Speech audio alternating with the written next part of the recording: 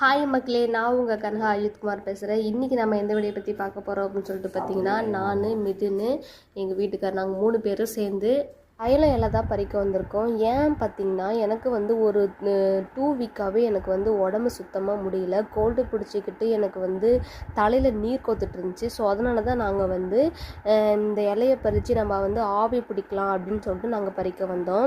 வாங்க வந்து ஃபஸ்ட் நம்ம போய்ட்டு எல்லாத்தையும் பண்ணலாம். அடுப்பத்தை வச்சு தண்ணி சுட போட்டாச்சு. அதுக்குள்ளே பார்த்திங்கன்னா ஒரு 3 செங்கலை வந்து சின்ன சின்ன பீஸாக நம்ம வந்து எடுத்து போட்டுடலாம்.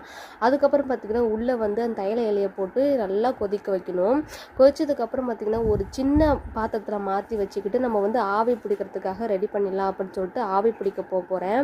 அதுக்கப்புறம் பார்த்திங்கன்னா நம்ம வந்து சூட்டில் அந்த நெருப்பில் போட்டோம் பார்த்திங்களா, அந்த கல்லை எடுத்து அதுக்குள்ளே போட்டு அதை மூடி நம்ம வந்து அதை எடுத்து விட்டு நம்ம வந்து ஆவி பிடிக்க ஸ்டார்ட் பண்ணலாம். உங்களுக்கும் சரி உங்கள் குழந்தைகளுக்கும் சரி இந்த மாதிரி வந்து கோல்டோ இல்லை ஹெட் பெயினோ தலையில் வந்து நீர் கோத்துட்டு இருக்க மாதிரி இருந்துச்சுன்னா நீங்களும் இதை ட்ரை பண்ணலாம்.